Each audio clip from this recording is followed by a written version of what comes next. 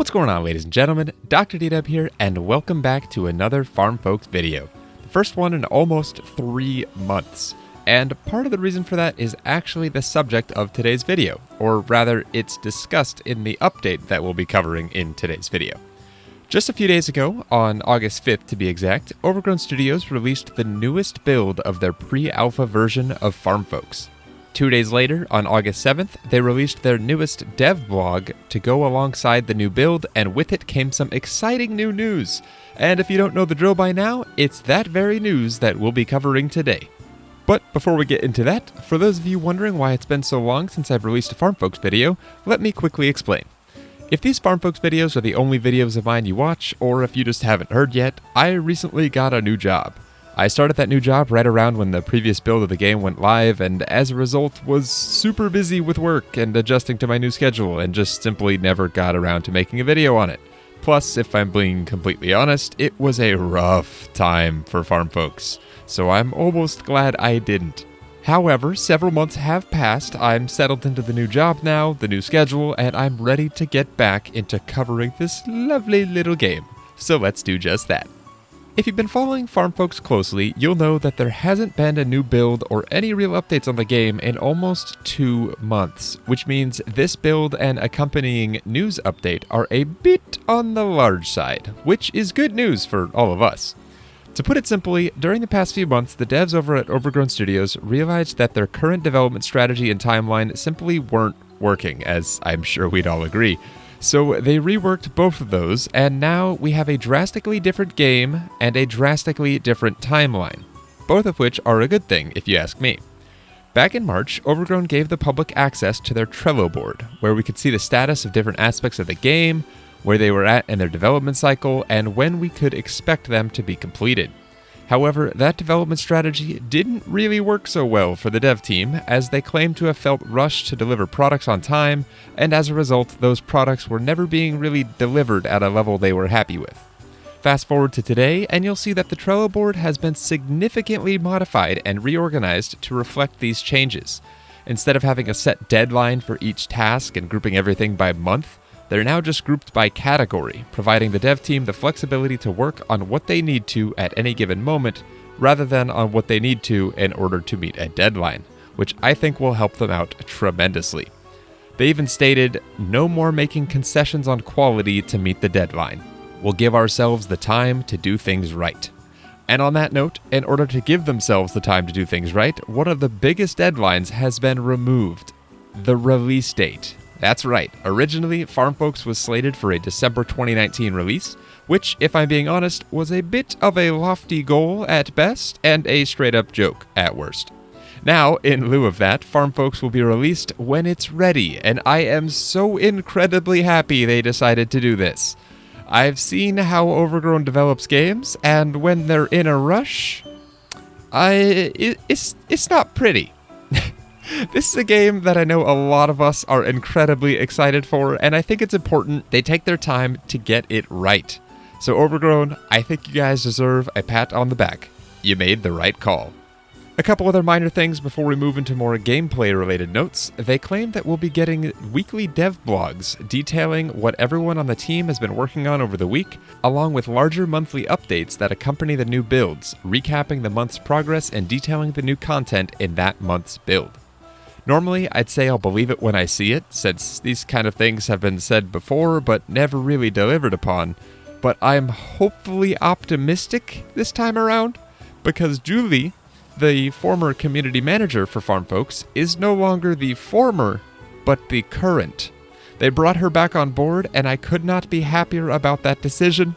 She's the kind of person to make sure these things actually happen, so I'm much more hopeful this time around. Julie, welcome back. And lastly, in an overly ambitious attempt at transparency, Overgrown has made their dev channels on their Discord server publicly visible, so everyone can now see their inter-team communication and what exactly is being worked on. It's cool, albeit a little strange. I just hope this trend of transparency continues. Okay, now for the more fun stuff. New gameplay additions. There has been a lot, and I mean a lot, of new stuff added to this build of the game. When you first load in now, you're thrown right into the opening quest of the game, where you'll meet Gilbert, one of the oldest residents of the island, as he helps you recover your tools and figure out how you ended up on the island. You'll also have another odd little quest with Mayor Randolph Snodgrass, where he'll stare at you. Without blinking. With his head cocked to the side, slowly grabbing at you. Repeatedly. It's total nightmare fuel. But don't worry, I was streaming some gameplay of this the day it came out, and Nick, one of the devs, heard the feedback we were giving on how creepy this was, and said that they'll work on it. It's much appreciated. There's also a bunch of diaries or journals now scattered around the map for you to discover, each containing a little story or tip from one of the islanders, some of which will be helpful and some will just be amusing.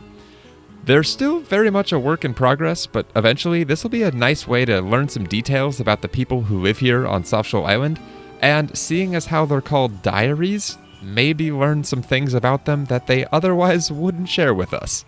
There's about 20 in-game now, but we can expect to see them scattered in pretty much every new area that will be added to the game in the future. This new build also removes some barriers, pushes back others, and lets you explore a much larger area of the map than was possible before. You can even jump across the water now. And even though you can't swim, which I'm still slightly sad about, you can still be in the water for a short while before you quote-unquote drown and end back up on the shore where you entered the water from, taking a significant stamina hit as a penalty. But seriously, the amount of area you have to explore now is pretty massive, and this is only a fraction of the map. For a farming sim, this game is going to be a whole lot of fun to get lost in. I can't wait. Up next is Foraging, which is something you can actually do now.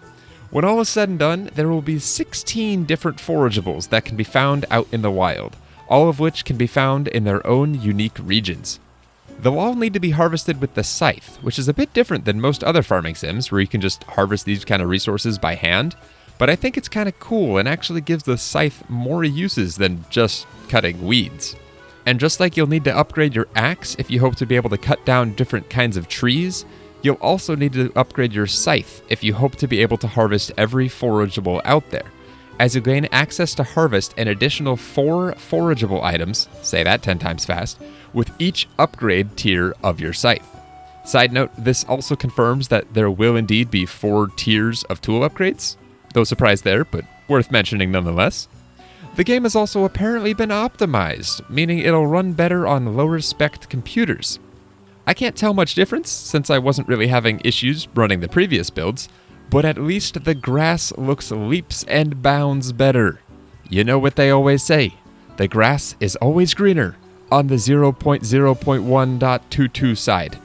And lastly, and I've saved the best for last, the update covers 2 new animals that we'll be seeing.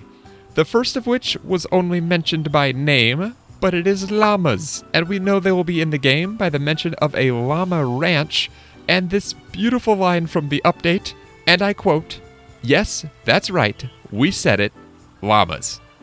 The second and final new animal is this strangely adorable new creature known as a molo. Despite looking like a cross between Dumbo and a pig, I really like this little guy. We don't know much about them other than that they will produce an edible product, but I hope we'll learn more soon, as it was mentioned that the next dev blog, which should be released any day now by the time this video comes out, would be heavily animal focused. Okay, so I lied. That wasn't the last thing. Here's the rest of the patch notes from this build that I haven't covered so far that I think are actually worth covering. But instead of just reading you the patch notes all boring like, we're going to do it in a lightning round of updates with relevant footage where I'm able. I hope you're ready, because here we go. Starting off with a bang, placing fences no longer totally sucks. The fences, however, don't even look like fences anymore. It now takes less swing with a pick or axe to harvest stone from rocks or wood from trees. Speaking of rocks, there's now 2 kinds, big and small, each taking a different amount of hits and yielding a different amount of stone. Ferns and flowers now drop weeds instead of an abundance of seeds. The weeds look like milk bottles for now, though. Sand can now be obtained from these lovely placeholder sand rocks. I think there'll be little mounds of sand eventually, but for now, sand rocks. Breakable crates are now a thing as well. Or so they said. I didn't get a chance to test this because I think they need an upgraded axe to break, and the upgrade system isn't exactly working properly at the moment, at least not for me. Trees now fall over when cut, and you can cut the stumps that are left behind.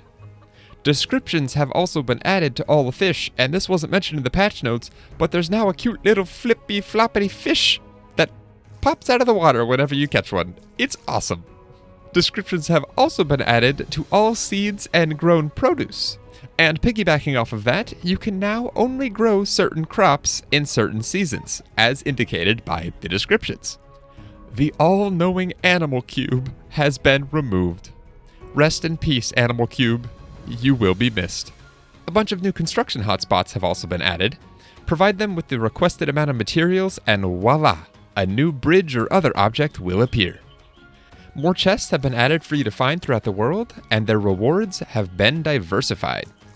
The cave by the farm, the very first one we ever had access to, is now totally freaking awesome.